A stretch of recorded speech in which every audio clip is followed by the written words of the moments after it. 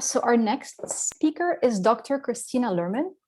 Kristina Lerman is a project leader at the Information Sciences Institute and a research associate professor in the USC Viterbi School of Engineering's Computer Science Department. She's an expert in complex multi-agent systems, has received numerous grants on social data and other topics from the NSF, DARPA, and ISI early on in her career. Her research focuses on applying network and machine learning-based methods to problems in social computing. Kristina, thanks very much for joining us today, and the floor is yours. Thanks. I apologize. I'll have to turn off my camera to conserve my bandwidth. But no worries. All right. So my talk will be actually hopefully a good follow-up on Rasmus's talk, interesting talk, and I'll mostly focus actually on most of the results will come from the last paper that is actually going to be published in Journal of Medical Internet Research, looking at online partisanship and anti-science attitudes. All right, so beliefs have consequences, opinions have consequences. Responding to a crisis such as the COVID pandemic requires people to change their behaviors. So governments instituted all kinds of policies, social distancing, stay at home, of course, most, locally requiring mask mandates. And this is how the public responded in many cases in the US and unfortunately in other countries as well. Basically, we learned pretty early on that people don't follow advices of experts in how to change their behaviors. Their response is driven by a host of extraneous factors. Political polarization, ideology affects it. Mistrust of science skepticism is affecting their willingness to change their behaviors. And of course, the topic of this workshop, misinformation. And we're using social media data because I'm a data scientist. I like working with large-scale data sets, and we're using social media data to study some of the interactions between these factors. So first, how do we operationalize polarization, operationalize ideology? So we're not the first, of course, there's a long history already, about 10 years worth of trying to measure ideology, focusing specifically on political ideology from social media data. So there's a number of text-based approaches, for example, looking at hashtags to measure political ideology, political polarization using social media data. A number of approaches use follower graphs or retweet graphs using labeled propagation from known sources whose partisanship is known. And recently, and this is also the approach we take, is actually relying on curated news and information sources categorized by non-partisan sites such as Media Bias Fact Check, and I've heard people mention NewsGuard. There's All Sides, there's several of them. So look at their labels that they provide to measure political polarization of online users. And this is also what we're using, actually. We're using categories that have been specified by Media Bias Fact Check. So, for example, they have pro-science and anti-science categories. So, pro-science sources, they're labeled as pro-science, and anti-science, we are actually aggregating across several categories that include pseudoscience, conspiracy sites, and questionable sources. Okay, so here, and also we're looking at 3 different dimensions of polarization. So in addition to science and anti-science attitudes, and here are some of the examples of websites, domains, example domains are listed on the right. We also use political ideology, and we are all focusing basically defining, but we split actually political ideology, split between kind of hardline, which is like liberal and conservative. So the sides that are labeled by Media Bias Fact Check as left or right. And also we're looking split up to look at political moderate sources that include more kind of neutral sides, centrist sides. And the hardline actually includes many of the political domains, both from the left and from the right. Okay, so we just use these sites, and then we simply look at the fraction of links, the fraction of sources that users share of the sites. And from the dataset, we actually using the dataset we collected and made available publicly available to the research community. It contains tweets that include hashtags and keywords related to the COVID pandemic. So this is discussions about COVID on Twitter. And this is a large data set. Right now it has over 1 billion tweets that we're still collecting, but we looked specifically at tweets from people who have geotags that we could localize to United States, and also covering the period from January to April 2020, so the early stages of the pandemic in the US. Okay, so out of these 2.5 million users who we know came from the US, there are some fraction of them actually shared the links to these media bias fact check domains in our media bias fact check list. So about 18,500 users, and the distribution of their scores. The domain scores is simply the fraction of links to the labeled sources they're sharing. So you can actually see the distribution of scores. So with respect to science, there's a lot of polarization. Most users split it either into anti-science or entirely pro-science domains, but the similar polarization along political ideology. With respect to moderacy dimension, you see a more kind of bell-shaped distribution of scores. So lots of people share links to more centrist or moderate, politically moderate sites. So what you see actually, things are labeled in color. Actually, we use the data from the people who were from these 18,500 users whose ideology we could measure directly because they shared the domains. We use this as training data to label the remaining 2.5 million users. We explored 3 different approaches to labeling ideology along these 3 dimensions of users. One of these is label propagation, and again, it relies on the retweet graph to label users. We used also text-based approaches using topic modeling based on the hashtags users shared to label them. And also we used fast text embeddings to label users' ideology based on the full text of their tweets. So we can concatenate all the tweets for each user and then use our training data to train logistic regression classifiers to predict polarization across all of these 3 dimensions. And as you can tell from the 5-fold cross-validation results on the right in the table, fast text-based embedding actually worked pretty well, fairly well to label users. So this is the approach we settled on to label 2.5 million users according to the polarization on all these 3 dimensions: science, beliefs, political ideology, and moderacy.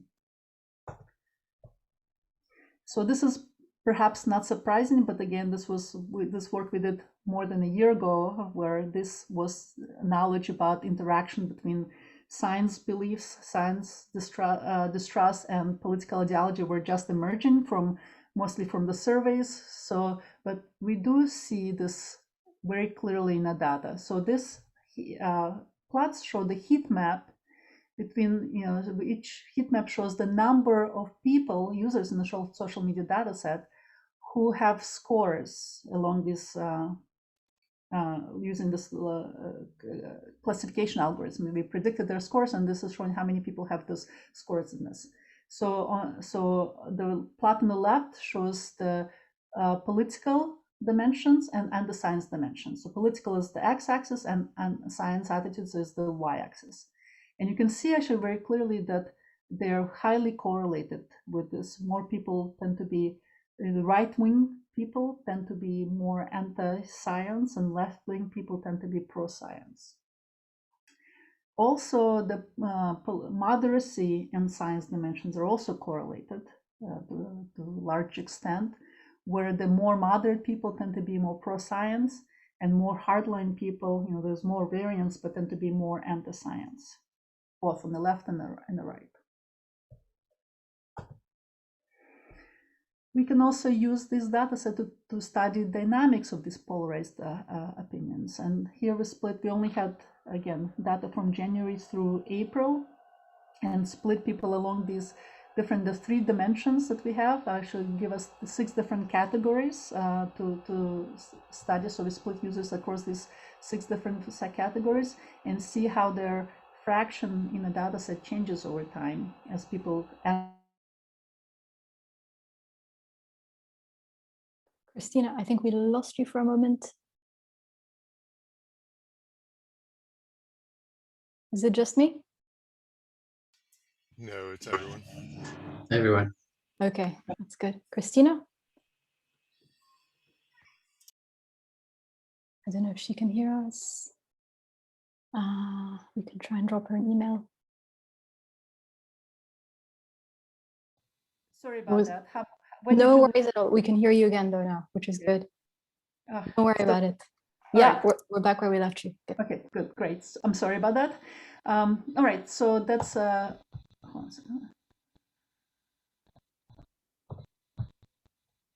okay.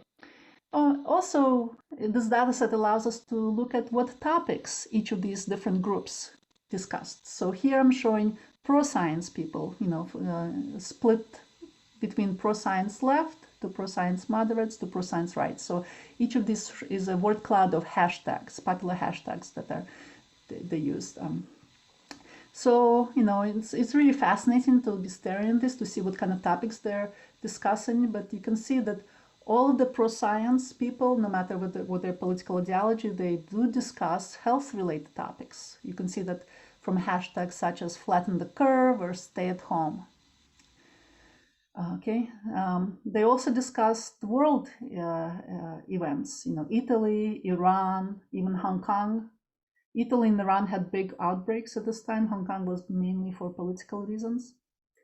But you can also see ideology plays a role, political ideology, even with this among pro-science people. So the right, the conservatives, focus on the conservative tropes. Flu is popular, maybe because people are saying, oh, COVID is no worse than flu. That's what the right was saying.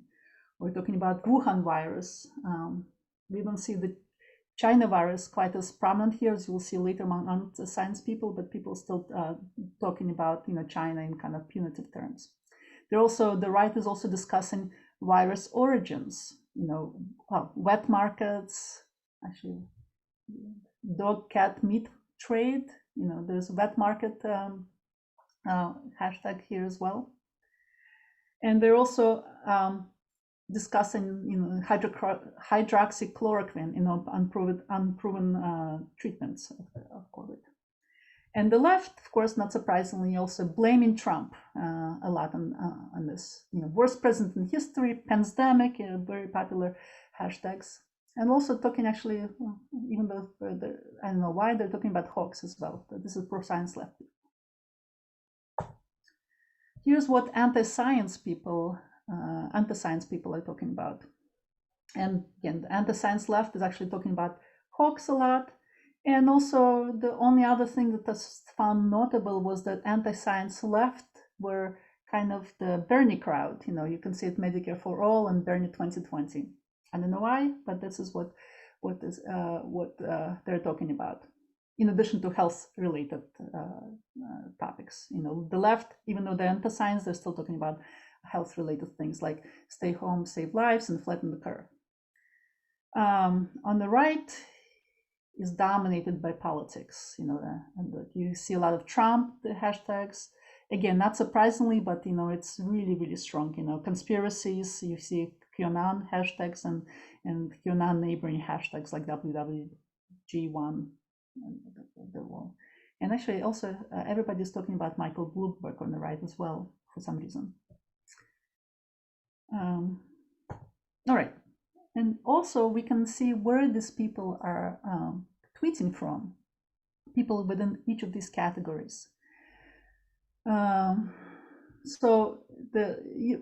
do have to note that most of the data is actually coming from most of the people that come from this pro-science moderate groups and the science right group. So these are the dominant categories. The remaining groups have very small representation in the states, within the states around the United States.